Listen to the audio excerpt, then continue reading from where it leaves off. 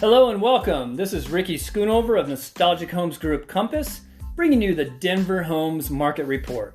Thanks for checking out my podcast. Please subscribe to us on Spotify. Today we'll go over the general health of the real estate market here in Denver metro area. We'll also do a deep dive into the city of Edgewater, just west of Denver. Edgewater is really a hidden gem near the city of Denver. Sloan's Lake, in which the name Edgewater is drawn from, is actually located in the Denver city limits. Then to the north you have the city of Wheat Ridge, which we'll talk about at a later date. Finally to the south you have Lakewood, which is a huge city within itself. And we'll probably break that city down into multiple podcasts and try our best to highlight specific neighborhoods within Lakewood. This makes it a little more personal and gives much more in-depth information. We'll cover the city of Denver in much the same way. Each podcast will pick out a particular neighborhood or a specific area. We'll talk about more in depth about the history as well as current trends regarding real estate in each of the neighborhoods we are covering. So more on Lakewood, Denver, and Wheat Ridge on future podcasts. With that being said, this gives me the opportunity to ask you to please subscribe to my podcast, Denver Homes Market Report. And also ask you to check out my Facebook page, Ricky.schoonover, SCHOONOV as in Victor, ER. That's Ricky.schoonover, Nostalgic Homes Group Compass. I'd appreciate it if you check out my page and please give me a like. Before we get into the deep dive into Edgewater, let's take a look at the overall real estate activity for the greater Denver metro area. We'll use the professional database that most of us realtors have access to through our multiple listing service, MLS. I'm pulling residential numbers for the entire month of March based on RE Colorado. We have currently 3,911 active listings, so that's homes for sale, 3,911. We have 4,110 single-family homes under contract. We have another 1,333 attached homes, so like condos and townhouses, also under contract.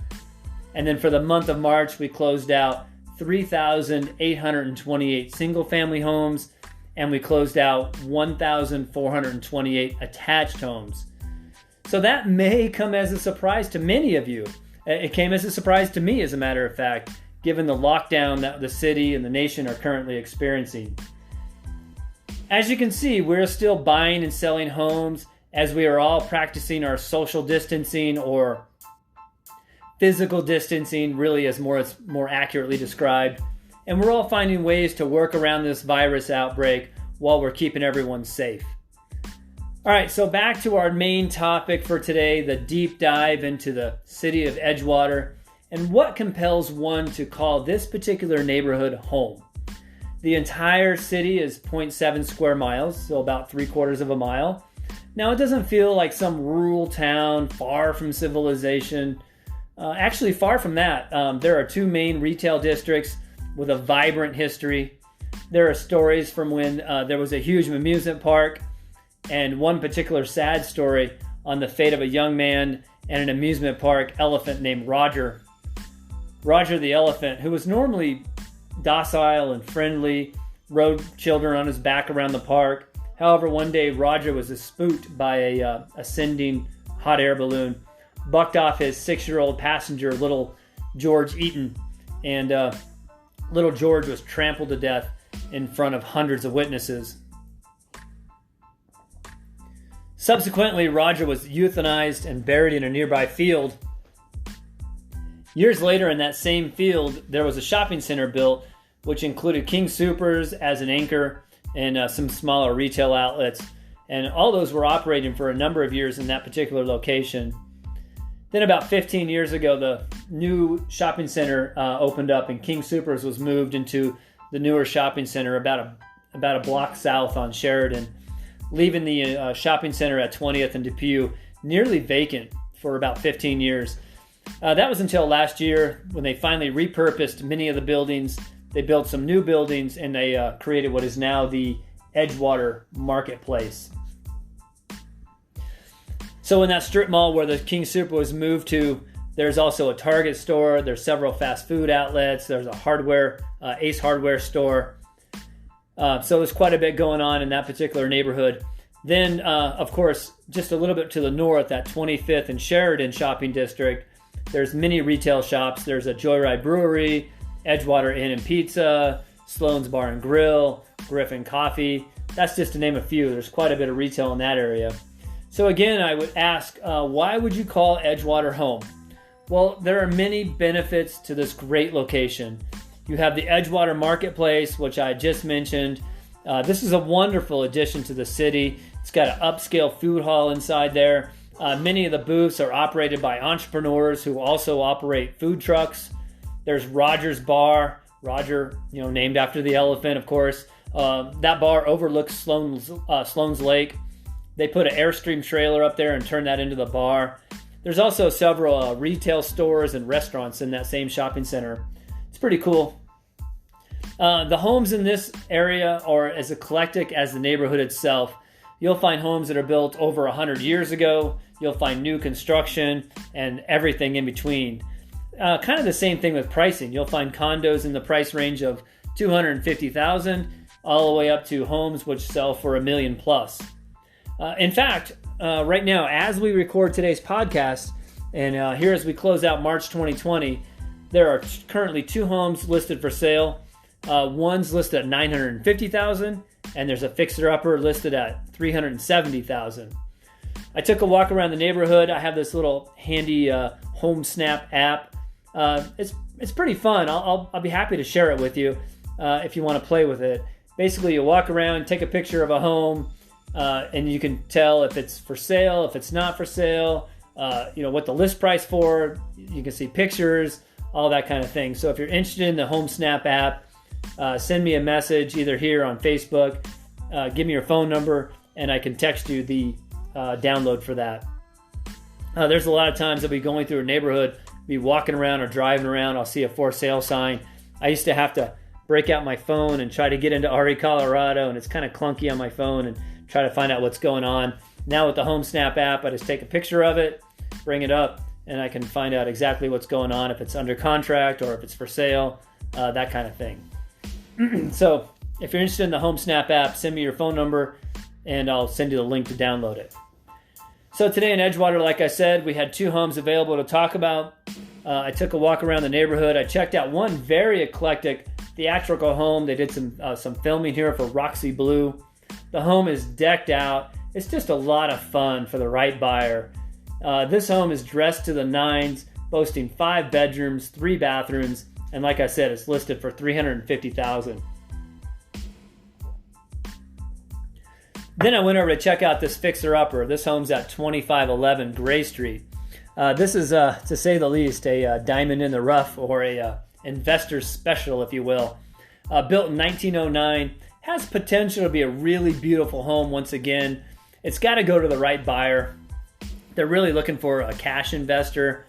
This home really needs love from every angle. It's got 1,650 square feet of finish, 4 bedrooms, 1 bathroom, and like I said earlier, it's listed for $370,000. Banks probably won't loan on this with a regular loan, but you may be able to find like a rehab loan or a construction loan. But they're really looking for like a cash investor to come in and fix this home up. So as you can see, what I mean about this area being eclectic, with a wide variety of pricing, wide variety of styles of homes. It's really all based on location, size, condition.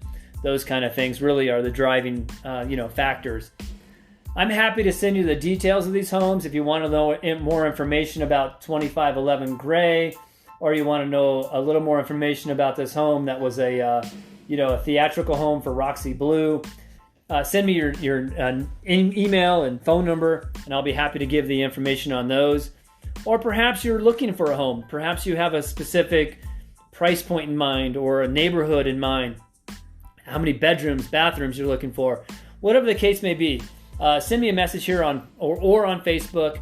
Include your name, phone number, and email, and I'll send you out a custom curated list of homes based on your needs. Before we close out this session, let's get an update. Where we stand on the mortgage world. We have a very special guest calling in to fill us in on the mortgage loan rates.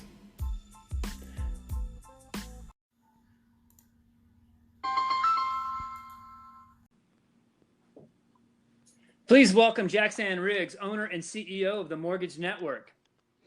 Well, Ricky, thanks for inviting me to your podcast. This seems like it'll be fun. Jackson, we are honored to have you and really appreciate your insight on the current trends you're seeing here in the mortgage market. So we are all working through this virus situation. Life is happening. As you may have heard me, Jackson, going through the numbers a bit earlier, we've had 5,000 closings, over 4,000 houses, as well as nearly 1,400 condos and townhouses all go into contract. And we are currently have 4,000 active listings, all this in just the month of March. So we continue to be innovative and exercising our social distancing, yet making deals happen for our clients. So with all that, how is the Mortgage Network adapting to this quote unquote new normal, which I sure hope doesn't last much longer because I'm getting my patience is wearing thin. I'm not sure how many others like myself who are just love interacting with others in the business and with leisure. This makes it really difficult. Well, yes, it does, Ricky, though I'm happy to hear those stats. I also miss just relating and being face-to-face with my borrowers and my coworkers. But interestingly, in some ways, it's business as usual for the Mortgage Network in that many of our seasoned, repeat, experienced borrowers actually prefer to do their loan paperwork online or by phone. And then for our first-time home buyers who might have more questions, need more help with the numbers and loan options, we're really using a whole range of tools. We are using Skype and Zoom and GoToMeeting, screen sharing. Basically, we're happy and have the ability to employ whatever technology is most comfortable for our client. Wow, that's pretty amazing. As you may not even have realized how innovative the Mortgage Network has already begun doing those technologies with the screen shares and the Skypes. It's probably helped you with this transition. I was speaking with our title rep, of course, you know, Gracie over at Heritage Title, and they're doing closings quite unusual. We used to have to be face-to-face with a notary, and now they're allowing them to use technologies like Skype and Zoom for the parties to do their e-signing and their notaries. So we know business is happening. We are all adapting. How is all this affecting the mortgage rates? Is now a good time to buy a home?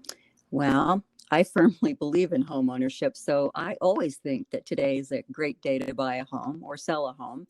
But as far as mortgage rates go, you realize it's a fluid situation and rates sometimes are changing multiple times over the course of a day. But in general, right now, for a 30-year fixed rate mortgage, if a borrower has, good solid credit and a reasonable down payment, rates are running in the mid to high threes.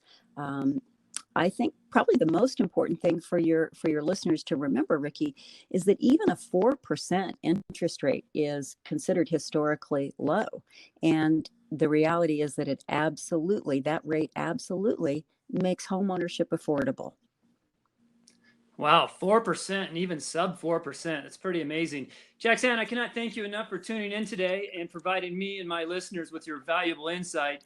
I look forward to having you on again soon. Stay safe out there and have a great week. Well, thank you, Ricky, and you do the same. Great. Have a great day. Okay, so that does it for this week's podcast.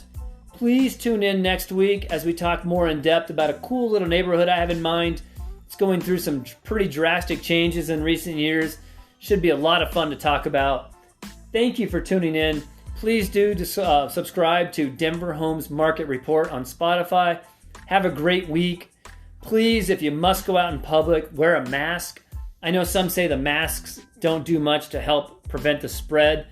However, it does make it harder for you to touch your face. Let's all do our part to get this virus under control sooner than later. This is Ricky Schoonover of Nostalgic Homes Group Compass. Thank you for listening to this week's Denver Homes Market Report. Please be sure to tune in next week. If you have any urgent questions regarding the sale or purchase of your home, please call or text me 720-688-5110. Once again, that's 720-688-5110. I can answer any questions you might have in this, tumultuous situation we're in. Hope you'll all tune in next week. Be safe out there.